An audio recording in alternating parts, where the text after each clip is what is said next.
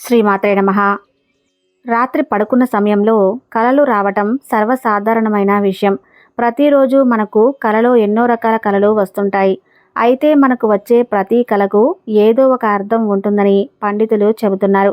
కలలో వచ్చే అర్థాలకు స్వప్నశాస్త్రంలో పలు విషయాలను పేర్కొన్నారు.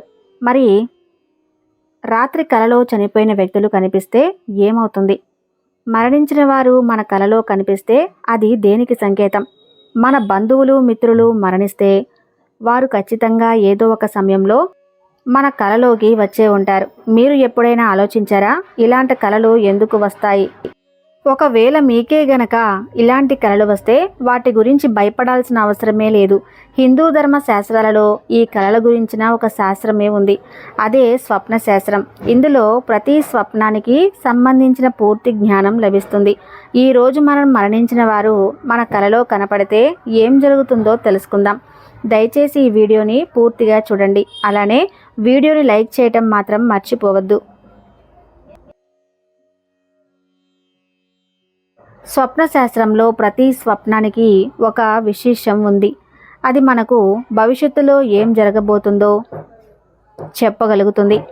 స్వప్న శాస్త్రం ప్రకారం ఎవరైనా ఒక వ్యక్తి అనారోగ్యంతో మృతి చెందితే అదే వ్యక్తి మీ కలలో పూర్తిగా ఆరోగ్యంతో కనపడితే ఆ మరణించిన వ్యక్తి మనకు ఇచ్చే సందేశం ఏమిటంటే అతని జన్మ వేరే మంచి స్థానంలో జరిగింది, ఇక మీరు నా గురించి బాధపడవద్దు అని దాని అర్థం.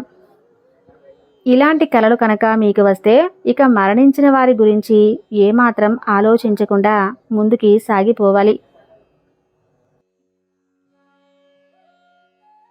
ఇక రెండవది, ఒక వ్యక్తికి అకాల మృత్యువు సంభవిస్తే అతను మీ కలలో అనారోగ్యంతో కనపడితే దాని అర్థం ఆ మరణించిన వ్యక్తి మీతో తన ఏదో ఒక కోరికను చెప్పబోతున్నాడని దాని అర్థం. మీరు దాని అర్థం చేసుకునే ప్రయత్నం చేయాలి.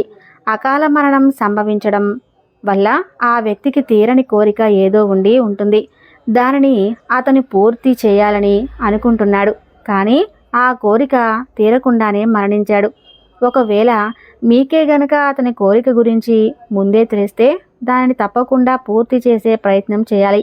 మీరు ఆ కోరికను తెలుసుకొని ఆ మరణించిన వ్యక్తి కోరికను తీరిస్తే అతని ఆత్మ శాంతిస్తుంది. దానితో పాటు మీ ఇంట్లో సుఖ సంతోషాలు కలుగుతాయి. ఒకవేళ మీకు అతని కోరిక గురించి ముందే తెలిసినా మీరు ఆ కోరికను తీర్చగలిగే స్థితిలో ఉండి కూడా ఆ కోరికను మీరు తీర్చకపోతే అది మీపై చెడు ప్రభావాన్ని చూపిస్తుంది.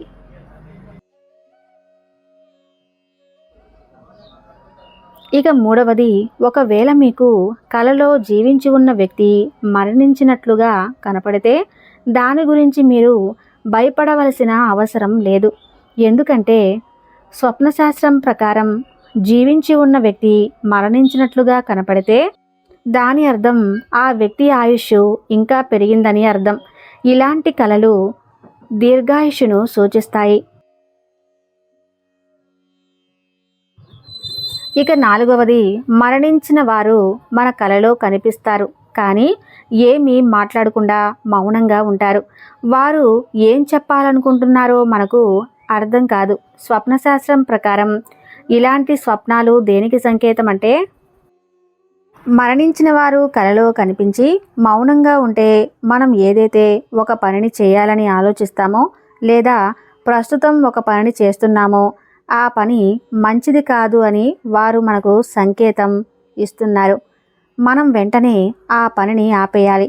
ఒకవేళ మరణించిన వారు కలలో కనిపించి మౌనంగా ఉంటూనే మనల్ని ఆశీర్వదించి వెళ్ళిపోతే దీనికి సంకేతం మనం ఏదైతే పని చేస్తున్నామో లేదా ఆ పనిని గురించి ఆలోచిస్తున్నామో ఆ పనిలో మీకు 100కు 100% శుభం కలుగుతుందని, ఆ పని మీరు చేయవచ్చని దానికి అర్థం. ఒకవేళ మరణించిన వారు కలలో బాధపడుతూ కనిపిస్తే మీరు చేస్తున్న పని వారికి నచ్చలేదు అని దాని అర్థం. మీరు వెంటనే ఆ పనిని మానుకోవాలి, లేదంటే అది మీకు అశుభాన్ని కలుగజేస్తుంది.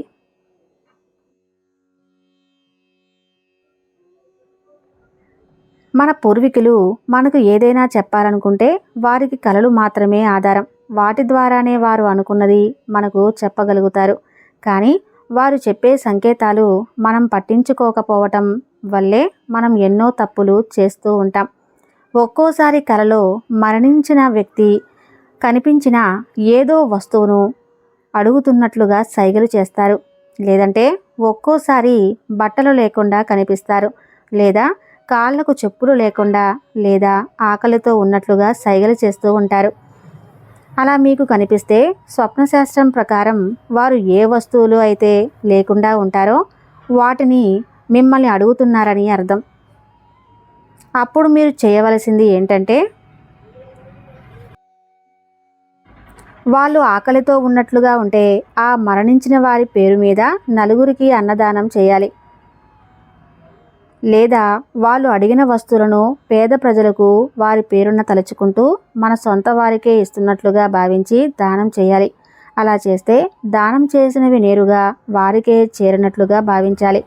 అలా చేయటం వల్ల పితృదేవతలు సంతోషించి ఆశీర్వదిస్తారు. దూరంగా స్వర్గంలో ఉన్నట్లుగా కల వస్తే దానికి సంకేతం వారికి మోక్షం లభించిందని, వారి గురించి ఇక చింతించవద్దని దానికి సంకేతం.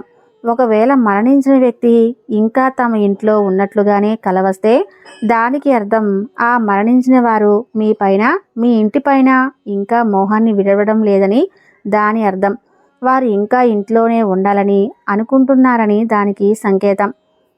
ఒకవేళ మీకే గనక ఇలాంటి కలలు వస్తే అమావాస్య రోజు ఆవుకు రొట్టెను తినిపించాలి. విధి ప్రకారం పిండదానం చేయాలి. అలాగే వారి పేరు మీద అన్నదానం కూడా చేయాలి.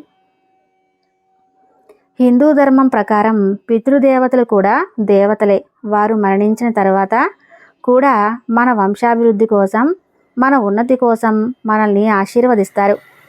ఎవరికైనా కలలో శవయాత్ర కనిపిస్తే దానికి సంకేతం అది ఏమాత్రం అశుభం కాదు. అలా కనిపిస్తే మనసులో ఉన్న కోరికలన్నీ నెరవేరుతాయని దాని అర్థం.